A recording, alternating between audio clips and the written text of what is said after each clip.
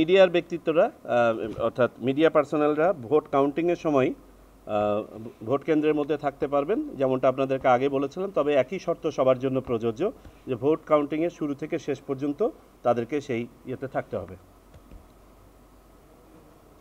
Media পার্সোনালরা ঢুকতে পারবেন vote কেন্দ্রের ভিতরে, এবং সেখানে যে প্রিজাইডিং অফিসারের নেওয়ার ব্যাপারটা আছে সেটা বলবৎ থাকবে। তার কারণ প্রিজাইডিং অফিসারকে নিয়ন্ত্রণ করতে হবে পুরোটা কেন্দ্র। কতক্ষণ কোথায় থাকতে পারবেন আপনারা মনে করেন বুথের বাইরে যে কক্ষ আছে, কক্ষের বাইরে যতক্ষণ ইচ্ছা ততক্ষণ থাকতে পারবে, কিন্তু কক্ষের ভিতরে থাকার ব্যাপারটা প্রিজাইডিং অফিসার তার কনভিনিয়েন্স অনুযায়ী, তার কারণে আমরা কোথাও জানি না কতক্ষণ লাগবে, কয়জন ঢুকবে, অ্যাট এ টাইম কি ঢুকবে, এজেন্টদেরকে বসানোর পরে ভোটার ঢোকার পরে কতটুকু স্পেস আছে, কাকে কতক্ষণ দিতে পারবে, এটা আমরা প্রিজাইডিং অফিসারের উপর ছাড়ছি।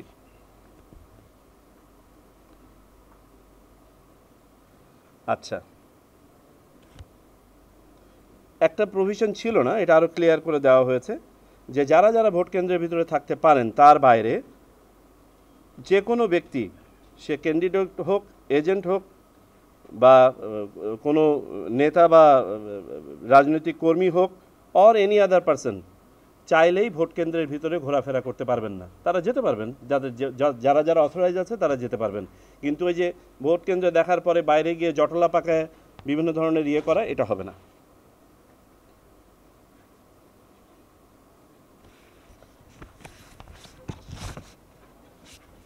আচ্ছা, পূর্বের যে একটা বিধান ছিল যে ভোট সংখ্যা সমান হয়ে গেলে দুইজন প্রার্থীর মধ্যে লটারির মাধ্যমে বিজয়ী নির্বাচন করা, সেটা থেকে আপনাদেরকে যেমনটা বলেছিলাম আগেই যে না, এটা আর হবে না।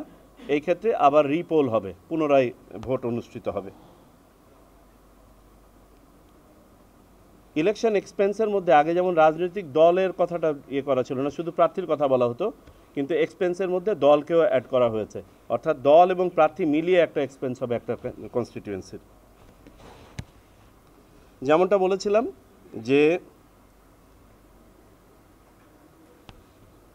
একটা পরিবর্তন হয়েছে গত ব্রিফিং থেকে, আপনাদেরকে যেটা বলছি এটা পরবর্তীতে বিভিন্ন ধরনের আমরা গবেষণার পরে এটা করেছি, যে আমাদের যেটা ছিল 25 লক্ষ টাকা একটা সিলিং ছিল, একটা রাজনৈতিক দলের প্রার্থী তার ভোটের জন্য সর্বোচ্চ 25 লক্ষ টাকা ব্যয় করতে পারতেন।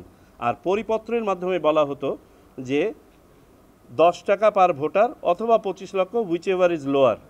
আমরা এটাকে করেছি হুইচ এভার ইজ হায়ার, কারণ আমরা দেখতে পাচ্ছি যে এক কনস্টিটিউয়েন্সি থেকে আর একটা কনস্টিটিউয়েন্সি সবাইকে যদি 25 লক্ষ টাকার মধ্যে লিমিট করে দেওয়া হয় তাহলে এটা জাস্টিফাইড হয় না, কারণ অনেকের ভৌগোলিক কারণে হোক, যাতায়াতের কারণে হোক, ভোট সংখ্যার কারণে হোক অনেক বেশি চলাচল করতে হয়। তো এই ক্ষেত্রে একটা ফ্লেক্সিবিলিটি দেওয়া হয়েছে, অর্থাৎ যে কনস্টিটিউয়েন্সিতে যত ভোটার এর হয় 10 টাকা পার ভোটার হারে অথবা 25 লক্ষ, যেটা সর্বোচ্চ সেটা করতে পারবেন। এখানে একটা ফ্লেক্সিবিলিটি অ্যাড করা হয়েছে। স্বাস্থ্যকর অল টাইম ফ্যামিলি কেক, সব সময় all time healthy life. Poster বাতিল করা হয়েছে, যেটা আপনারা জানেন, যেটা আচরণবিধির সাথে আমরা বলেছিলাম। আচ্ছা, সংস্কার কমিশনের একটা প্রস্তাব ছিল যে রাজনৈতিক দল যেসব ডোনেশন পেয়ে থাকেন 5,000 টাকার উপরে, এগুলো নির্বাচন কমিশনে ছাপানোর জন্য আমরা এটাকে মোটামুটি এটার সাথে এগ্রি করে আমরা বলেছি এটা নির্বাচন কমিশনে সাবমিট করবে এবং রাজনৈতিক দলগুলো তাদের ওয়েবসাইটে এটা পাবলিশ করবে। যেসব কর্মকর্তাদের বদলি আদেশ তফসিল ঘোষণার পর থেকে ভোট অনুষ্ঠানের 15 দিন পর পর্যন্ত নির্বাচন কমিশনের সাথে আলোচনা সাপেক্ষে করতে হয়, তার মধ্যে deputy inspector general of police রেঞ্জের তাদের ছিল না, অ্যাপয়েন্টমেন্টটা ছিল না, এটাকে অ্যাড করা হয়েছে। সোশ্যাল মিডিয়া এবং এআই ব্যবহার করে কোনো ধরনের, প্রথমত হচ্ছে এআইয়ের ব্যবহার নিরুৎসাহিত করা হয়েছে, তারপরেও আমরা বুঝি যে কতগুলো ভালো কাজে এআইয়ের ব্যবহৃত হচ্ছে এবং এই লাইনটা এত থিন হয়ে গেছে, বোঝা মুশকিল যে কোনটা এআই কোনটা না। আমাদের মোবাইলের অনেক কিছু আছে এখন এআই ড্রিভেন। সুতরাং এখানে যে জিনিসগুলো ইম্পোজ করা হয়েছে যে সোশ্যাল মিডিয়া ব্যবহার করে বা কৃত্রিম বুদ্ধিমত্তা ব্যবহার করে যে আচরণবিধি ভঙ্গের মধ্যে যেগুলো পড়ে এগুলো কোনো কিছু করা যাবে না। এবং রাজনৈতিক দলসমূহ যেসব প্ল্যাটফর্ম ব্যবহার করবেন সেই সব প্ল্যাটফর্মের তালিকা এবং লিঙ্কের যে ডিটেলস সেগুলো নির্বাচন কমিশনে আগের থেকেই নির্বাচন কমিশন তথা রিটার্নিং অফিসারের মাধ্যমে আগে থেকে জানাবেন।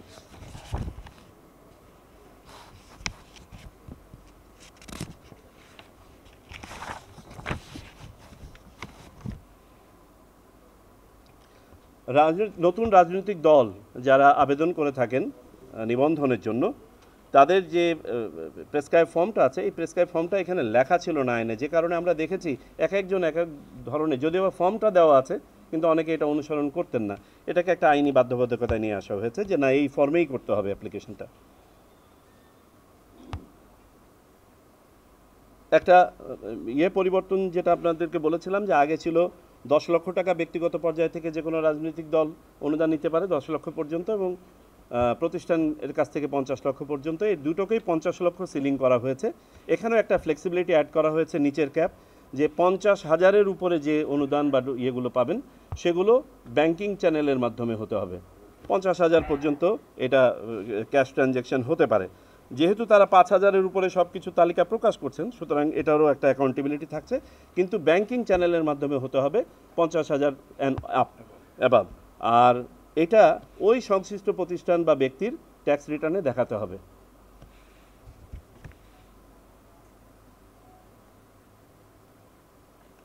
যদি কোনো কারণে কোনো রাজনৈতিক দলের কর্মকাণ্ড, রাজনৈতিক দল আপনার হয় নাই, অবৈধ ডিক্লেয়ার হয় নাই, বাতিল হয় নাই, কিন্তু তাদের কর্মকাণ্ডের উপরে সরকার কোনো স্থগিতাদেশ দেয়, সেই ক্ষেত্রে ওই রাজনৈতিক দলের নিবন্ধন এবং তার জন্য রিজার্ভড যে সিম্বলটি আছে সেই সিম্বল স্থগিত থাকবে।